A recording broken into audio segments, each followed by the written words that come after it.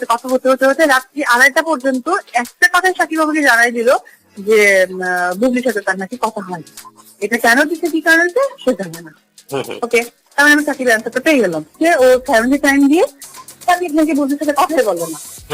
এই যে হচ্ছে আর আমি যখন বললাম যে দেখো সাকিব গুছিয়ে যেতে চায় না, কথা বাড়াইতে চায় না, তুমি এই মুহূর্তে বুবলিকে ফোন করে বলে দাও যে হচ্ছে যে এই আমি ঠান্ডা, আর কোনো কথা বাড়াবো না।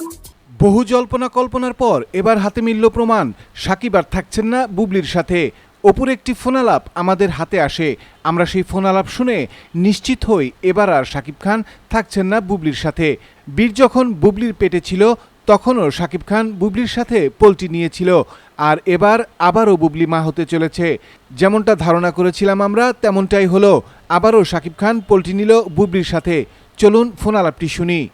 এরপরে আমি রাত্রে বুবলিকে দুটো লোক ফোন করে সে ধরে না, মানে তখন আমি জাস্ট ওকে বলছি যে কুত্তার বাচ্চা তুই ফ্যামিলি টাইম চাই বলে সাকিব তো কোন কিন্তু ফ্যামিলি টাইম বলো আসো আমার কথা রেকর্ড করে রাখছি, কারণ সবাই জানে অপবিশ্বাস কোনো প্ল্যান ভাবে কথা বলে না। সে আমি যেটা তোকে প্ল্যান ভাবে বলে থাকি এটা তো কাজ করবে না, তুই রেকর্ড করে রাখছিস, নাহলে ইন্ডাস্ট্রিতে আমার কিন্তু একটা নাম আছে, তুই বিশ্বাস করাইতে হলে তোকে রেকর্ড করে রাখতে হবে। তাই তো এই কথা আমি বলছি।